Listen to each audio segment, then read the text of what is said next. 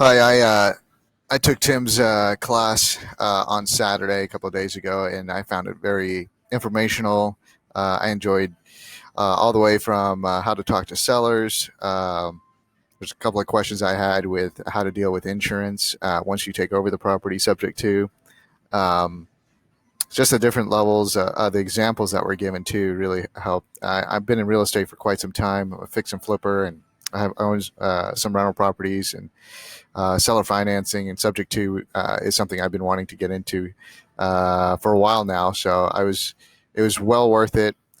Very informational from beginning to the end. A lot of information. I'm glad everything was recorded because there's so many parts that I want to go back and take a look at.